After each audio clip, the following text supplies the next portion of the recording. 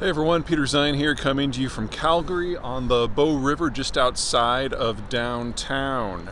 Today I wanted to talk very briefly about what's going on with Ukraine and the path of the war, not necessarily from a military point of view, but from an economic and strategic point of view.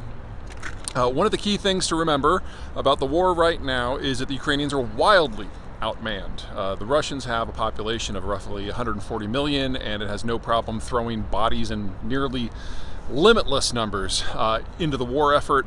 Right now we have had a first stage mobilization of about 300,000. There's another stage of at least 500,000 coming, probably within a few days, which means that by the time we get to May and June, the Russians will have a minimum of another 500,000 men in the field, and it's not clear that the Ukrainians have enough bullets to take them all out.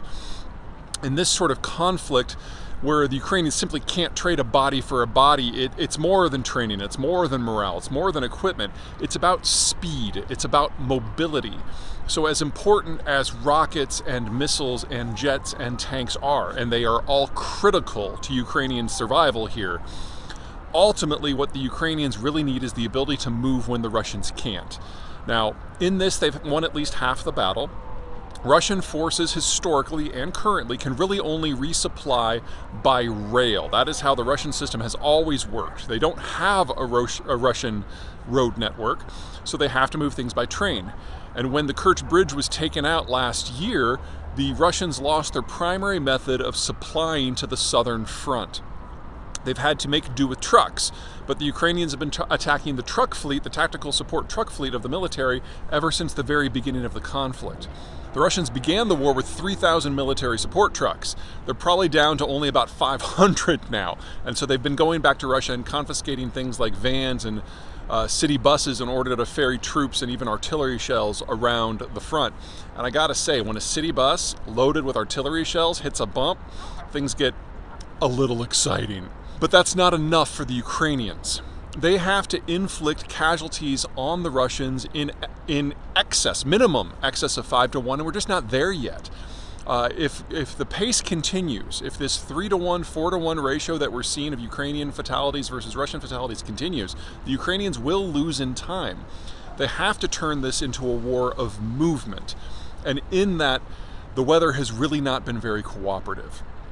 You can split the seasons in Ukraine into basically 4 chunks. You've got your summer when the ground is hard and dry.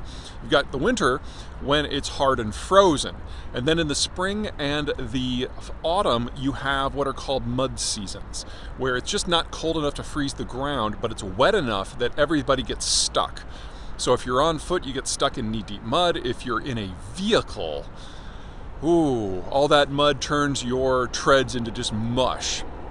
And that is exactly the scenario the Russians found themselves in the first part of the war. This is the primary reason that the assault on Kiev failed, and the primary reason that the Russians ended up abandoning their entire position in the northern part of the country.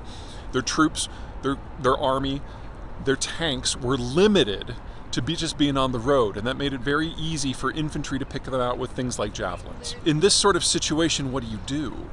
Well, you wait for it to be winter, and then you attack when the ground is hard, and you use your superior mobility to cut Russian logistic lines. I've been expecting a push south, not necessarily to reach the sea, but simply to get all of the roads within artillery range so that the Ukrainians can cut the supply line once and for all.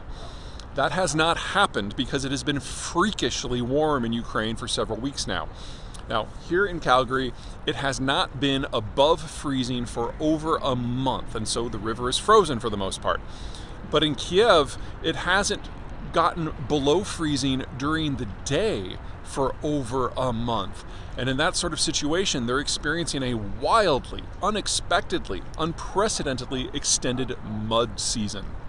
Now, this could change in 10 days, although the extended forecast doesn't suggest it, and we could get a hard freeze before the end of January, in which case February, which is normally part of the frozen season, could still see a light of dynamism out of the Ukrainians. But that is not in the cards at the moment. And that means it's time to start thinking about what the next stage of the Russian assault happens to look like. At the moment, the Russians are waiting for spring so they can throw those extra 500,000 men and just come at the Ukrainians from multiple angles. And if they do enough, with enough, then it really doesn't matter if the Ukrainians are mobile. They'll be overwhelmed, and that could be the end of the war right there.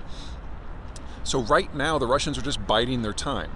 They know they lack the logistical support to do any sort of broad-scale, multifaceted, complicated assault right now. So they're just throwing some bodies at a few places.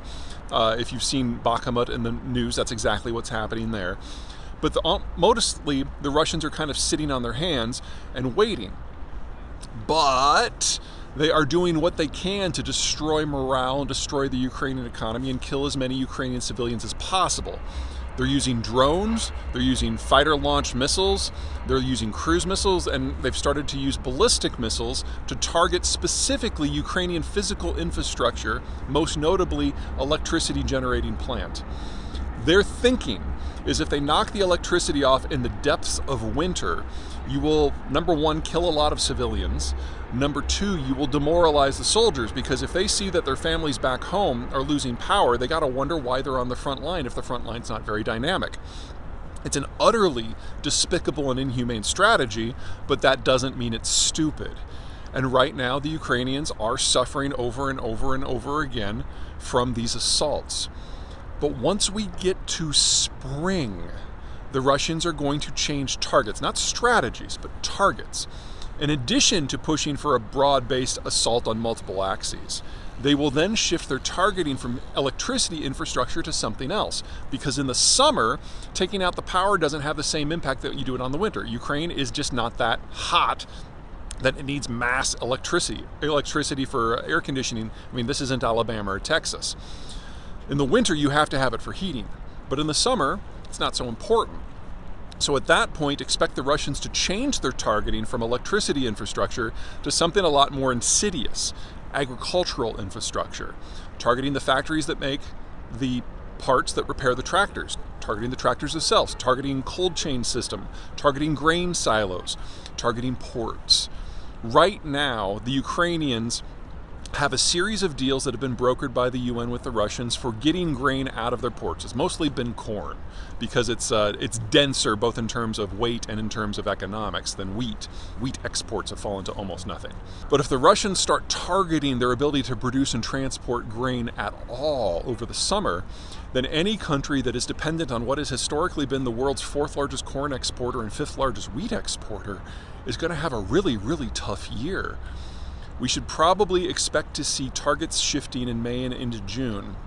And it'll be obvious the impact that this is having by the time we get to September and October. And then the countries that would normally import from Ukraine come October, November, December are going to realize it's just not there. Most of those countries are in Africa, some are in South Asia, and the one I am by far the most worried about is Egypt.